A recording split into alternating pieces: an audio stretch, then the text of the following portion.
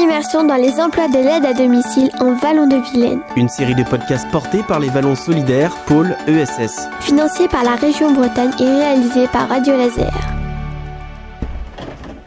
Bonjour. Bonjour. Nathalie, Enchanté. aide-soignante. Mélanie, viens-tu par là? Bonjour.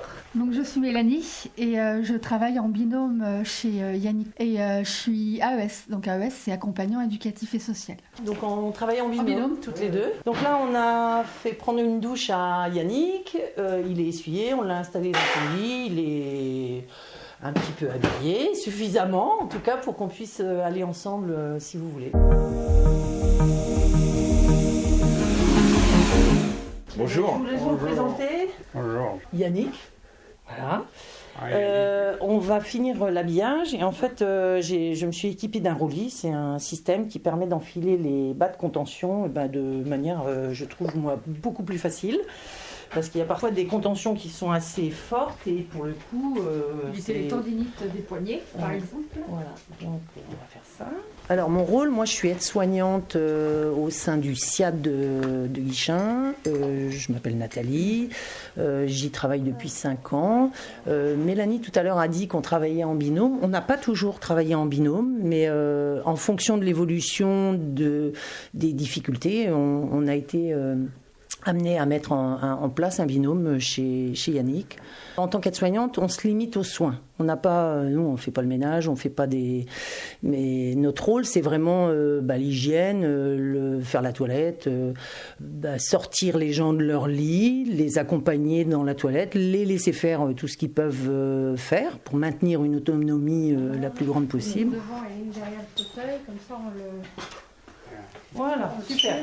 Sans trop forcer, alors ça ne sert à rien de forcer parce que c'est adapté. Je vais pousser un peu moi, sur un les petit genoux, peu. du coup, je surveille la mise en place des pieds. Poussez-moi bien sûr. Ouais. Oui. Je pense que ça va aller là. Hop. Bon. Je laisse glisser le pied. Ça Voilà. en fond là, Yannick? Oui, Oui, impeccable. super. Je m'appelle Amélie, je suis directrice du SIAD de Guichen. Je suis arrivée ici en 2017 avec un parcours au préalable d'infirmière, notamment en EHPAD. Et donc je suis arrivée ici en tant qu'infirmière coordinatrice et depuis 2019 directrice. On recherche des aides-soignantes ou des accompagnantes éducatives et sociales diplômées. Nous avons l'interdiction d'employer des auxiliaires de vie. Il faut vraiment avoir le diplôme d'aide-soignante ou d'AES pour avoir les compétences nécessaires pour accompagner les personnes qui présentent des pathologies plus ou moins lourdes. Alors, débutants ou non.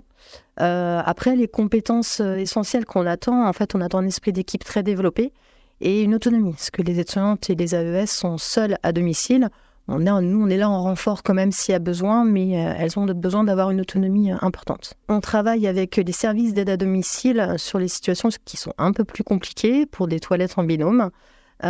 Également avec les infirmières libérales lorsqu'il y a des soins techniques à réaliser en binôme. Ça permet de bien vieillir ou mieux vieillir à domicile dans un environnement, je dirais, plus familier. Plus simple en fait pour les bénéficiaires de rester chez eux, auprès de leurs proches, qui plus est. Et en plus, le soin à domicile permet d'avoir des soins, je dirais, plus personnalisés. Loin de moi l'idée de dénigrer le travail en structure, mais c'est vrai qu'en structure, elles ont beaucoup moins le temps. Et chez nous, on a le principe en fait d'adapter nos soins aux besoins des bénéficiaires. Donc c'est vrai que si un bénéficiaire a besoin d'une demi-heure de soins un jour, 1 heure de soins le lendemain, on le fait. On est à l'acte, on n'est pas à l'heure. Ok. Dans un premier temps, on remet le fauteuil en position assise. Vas-y, Mélanie. Parce que si on tire sur le hamac, tu vois, il penche en arrière. Ok. Déjà, je vais lui bloquer ses jambes dans le cale-pied. Voilà. Donc il y a une commande. Ouais. C'est une commande qu'il a au niveau du menton Là, c'est bon. pour pouvoir circuler tout seul, en autonomie. Voilà. Là, il est en position assise. Et voilà. Comme ça, on va juste surveiller que dans le dos, le t-shirt qu'on avait veillé à bien mettre est bien resté, Ouais, et est bien resté en place. je vais mettre ça. Parce que ça peut être une gêne hyper importante. Ça paraît pas, mais un tout petit pli, quelqu'un qui bouge pas, ça peut être un point de compression qui peut amener des problèmes. Donc on va vérifier, la peau, ouais. Mélanie. Et ben voilà, parfait. Nickel. C'est bien mis. On va mettre le pull maintenant. derrière toi. Ok. On entre dans l'intimité des personnes. Et c'est vrai que c'est un environnement plus familial, je dirais. On est au plus proche, en fait, de leur vie. On est dans leur quotidien. Donc c'est important, mais Ça a un double versant, c'est que de l'autre côté, c'est qu'il faut savoir avoir un recul certain pour pas trop s'impliquer, ce qui peut être difficile pour les aides-soignantes qui, effectivement, parfois se trouvent dans des situations où elles ont créé un lien important parce qu'on prend en charge des personnes parfois très longtemps. Il y a une personne qu'on prend en charge depuis plus de 20 ans. Et du coup, on crée un lien avec cette personne. Et c'est vrai que quand on est face à la maladie, face au décès, parfois de ces personnes, pour les équipes, ça peut être compliqué de gérer ça. C'est bon. Ah bah, Yannick, c'est toujours bon. C'est toujours bon. Des fois, on lui demande de dire OK. Ah, OK. OK. Ok. Ça marche. Toujours dans l'humour. Bon, qu'est-ce que vous avez à déclarer, vous, monsieur Yannick C'est bien. Oh là là. Satisfait de l'intervention? Ça va, je suis pas difficile, hein, du moins que je suis levé, qu'on s'occupe bien, que je suis dans le fauteuil. C'est bon, moi. Il n'y a personne qui peut me lever. Hein. Il n'y a que les filles qui viennent. Le temps de travail est annualisé. Les collègues, elles travaillent en moyenne, je dirais, peut-être 4, 5 matins et 2, 3 soirs, quoi. Et ça, on travaille un week-end sur 3. Donc, forcément, la semaine où vous travaillez le week-end, vous travaillez moins en semaine, mais ça s'équilibre comme ça. Ça fait pas mal de tournées. On est quand même plusieurs à prendre la route tous les matins pour se rendre chez les personnes. Moi, c'est ce que je trouve intéressant aussi parce que c'est très varié en fait. Ça change souvent et on n'a pas le temps de s'ennuyer. C'est plutôt plaisant, je trouve.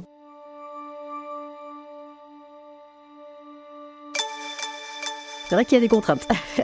Parce qu'en fait, elles effectuent un week-end sur 3 de travail, excepté les temps pleins qui, elles, sont un week-end sur 2. Il y a des coupures, sauf pour les étudiantes qui travaillent à mi-temps. Mais on essaie d'être arrangeant. C'est-à-dire, c'est vrai qu'une aide-soignante, elle a aussi une vie personnelle. Et si elle a des rendez-vous professionnels à prendre, c'est vrai qu'on essaie de s'arranger pour modifier les plannings, modifier les trames, pour qu'elle puisse s'y retrouver sur ce plan-là. On a un cahier de bord en fait où on note tout ce qu'on a fait sur l'intervention. C'est important parce que comme on n'est jamais tous les jours là, les collègues doivent savoir ce qu'on a fait. Par exemple, aujourd'hui, j'ai donné une douche alors que c'est normalement le vendredi. Ma collègue saura que demain, elle n'a pas à la faire. Elle n'a pas à la faire, ouais. Pour valoriser le travail des aides-soignantes, on va mettre en place, on a mis en place les chèques vacances, les tickets cadeaux à Noël pour les enfants. Elles ont aussi des primes chaussures, qu'on leur donne tous les ans pour qu'elles puissent s'acheter une paire de chaussures pour le travail. Et puis quand on peut, en fonction de nos budgets, en fait, on octroie une prime de la valeur ajoutée. On le fait dès que c'est possible, parce qu'on ne peut pas faire une augmentation pérenne parce que les financements de l'ARS ne nous le permettent pas. Et on doit être garant effectivement de la pérennité de l'association. Et si on devait augmenter toutes les étudiantes, ce qu'on aimerait faire, ce qu'on aimerait vraiment faire, parce qu'on estime qu'elles ne sont pas valorisées sur le plan salarial, mais ce serait mettre en danger l'association. En revanche, chaque année, on fait des entretiens annuels auprès des équipes et on relève les besoins, les demandes de formation qu'elles souhaiteraient faire pour qu'elles puissent monter en compétences. On valide généralement la plupart des formations pour leur permettre de se professionnaliser sur des domaines divers et variés. On a eu les formations massage. Donc une aide-soignante a été formée au massage et du coup ça permet de dispenser des massages aussi bien à l'équipe qu'aux bénéficiaires. On a une autre qui s'est formée à la réflexologie. Donc voilà, c'est comme ça qu'on leur permet d'évoluer, c'est de faire des formations.